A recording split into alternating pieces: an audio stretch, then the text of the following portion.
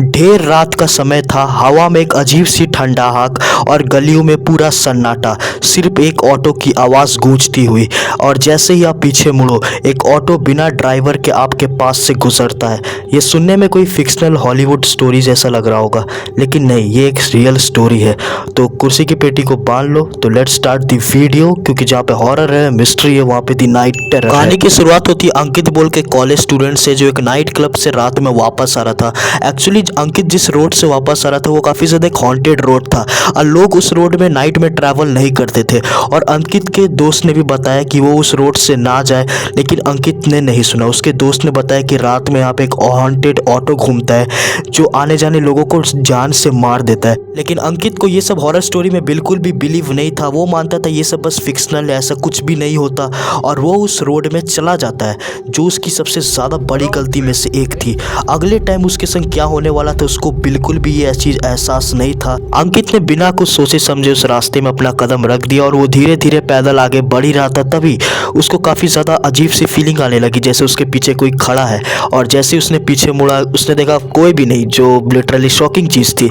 फिर उसने ये चीज़ को इग्नोर किया। उसने सोचा ये मेरा मन का बहम है, ये मेरी बस ओवर थिंकिंग है और कुछ भी नहीं। और वो आगे बढ़ता गया। फिर उसे एक ऑटो की इंजन की आवाज़ सुनाई देने लगी। तो उसने सोचा कि मैं अपने घर तक ऑटो कर लूँगा। और जैसे ही उसने ऑटो रोकने के लिए पीछे मुड़ा उसने देखा वो ऑटो वहाँ पे है ही नहीं। सीरियसली, मतलब वो देख के इतना ज़्यादा डर गया। उसको फिर से लगा कि ये मेरा मन का बहम है और कुछ भी नहीं। वो बार बार अपने, मतलब क्या बोलूँ, उसको कुछ समझ नहीं आ रहा था क्या करूँ। उसको उस रास्ते से लौट जाना चाहिए था, लेकिन वो बार बार एक ही गलती कर रहा था जो उसको नहीं करना चाहिए था। अब उसकी जान लिटरली खतरे में थी। उसको बार बार वही आवाज़ बार बार उसके कानों में गूंज रही थी।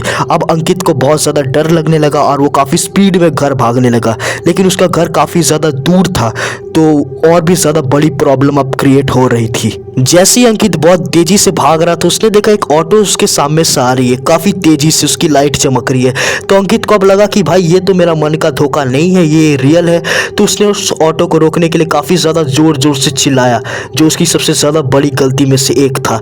और वो ऑटो वहाँ पर रुक गया। तो अंकित गया उस ऑटो के पास और उसने देखा कि उस ऑटो में कोई भी नहीं है। लिटरली उसको लगा कि भाई ये ऑटो अभी चला कौन रहा है, और उसके ऑटो के अंदर से कोई निकला भी नहीं, उसने किसी को देखा तक नहीं। तो भाई उसकी जो फटीना वो काफ़ी, मतलब क्या बोलूं, उसको कुछ समझ नहीं है, वो ब्लैंक आउट हो गया। और जैसे ही अंकित पीछे मुड़ा भाई, मतलब उसकी फट के चार हो गई। उसने देखा कि एक काफ़ी ज़्यादा बड़ी लंबी चौड़ी काली परछाई उसके पीछे खड़ी है, जिसकी एकदम खून से लथपथ शकल हो। और भाई मानो उसकी, मतलब उसको कुछ समझ नहीं आया क्या हुआ। और फिर अंकित बहुत जोर से चिल्लाता है, मतलब वो इतनी जोर से चिल्लाता है उसकी चारों तरफ आवाज़ गूंजने लगती है, लेकिन फिर भी मदद के लिए कोई भी नहीं आता। और अंत में जिसका डर होता है वही होता है। अंकित मारा जाता है और सुबह, मतलब उसके दोस्तों को जब उसकी लाश मिलती है, मतलब वो शॉक हो जाते हैं कि आखिरकार जिसका डर हुआ वही हुआ।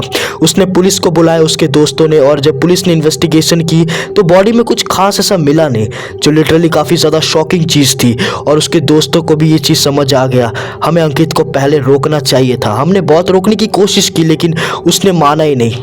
अब क्या ही कर सकते, जिसका डर था तो वही हो गया। लेकिन अब तुम लोग सोचोगे भाई ये ऑटो वाला आखिरकार है कौन, इसकी बैक स्टोरी क्या है।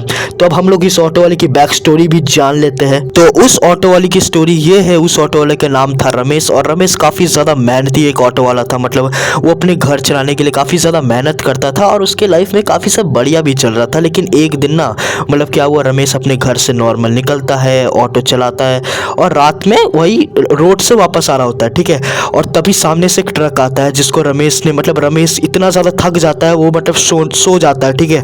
और वो ट्रक देखता ही नहीं, और ट्रक इतनी स्पीड में आता है तब तक, जब तक वो चीज़ वो नोटिस करता है तब तक ट्रक उससे उड़ा देता है और रमेश की ऑन द स्पॉट डेथ हो जाती है। और तब से उसकी आत्मा यहाँ पे भटकती है बदला लेने के लिए उस ट्रक ड्राइवर से। और आज भी वो रोड एकदम सुनसान पड़ा हुआ है। रात के समय वो रोड पे कोई भी नहीं जाता।